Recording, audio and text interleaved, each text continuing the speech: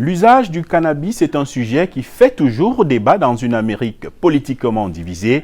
Les sondages montrant que 88% d'Américains sont favorables à une légalisation au moins partielle de ces drogues. Mais les défenseurs de l'usage du cannabis estiment qu'aucun des principaux candidats à la présidence ne tire parti de l'évolution des mentalités. Scott Stearns, correspondant de la VOA, fait le point. Son reportage est relaté par Jean-Roger Bion. Près des 3/4 des Américains vivent dans des États où la marijuana est légale lorsqu'elle est utilisée à des fins médicales.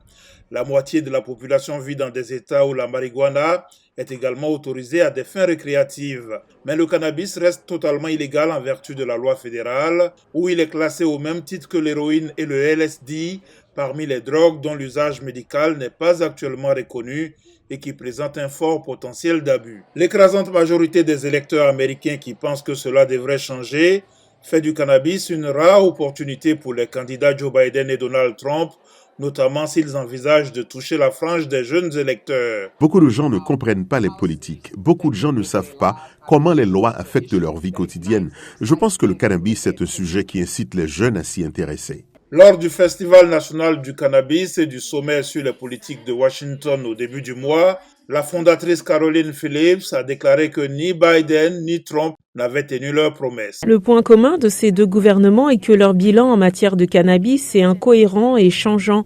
Les deux administrations nous ont fait des promesses, mais aucune ne s'est concrétisée complètement. Sous la présidence de Joe Biden, le ministère de la Santé publique et de la Population a recommandé de classer la marijuana dans une catégorie de drogue plus légère, c'est-à-dire de la reclasser plutôt que de la rendre légale, ce qui reviendra à la déclasser. En 2018, le président Trump a déclaré qu'il soutiendrait probablement les efforts visant à mettre fin aux interdictions fédérales sur la marijuana et à laisser aux États de décider. Cette législation n'a jamais été adoptée par le Congrès. Le bilan de Trump en matière de cannabis est pour le moins incohérent. Nous l'avons entendu dire que les personnes qui vendent des drogues sur le marché illicite devraient être emprisonnées et même mises à mort.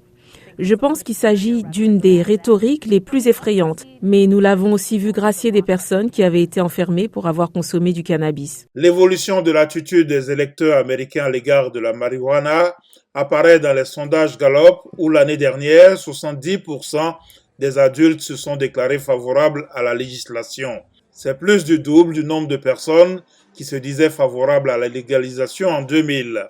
Il s'agit d'une question de plus en plus importante pour les électeurs, en particulier les jeunes, et tout candidat qui souhaite progresser, que ce soit lors de l'élection présidentielle, au Congrès ou dans les assemblées législatives des États ou au niveau local, s'il ignore cette question, ça sera à ses risques et périls.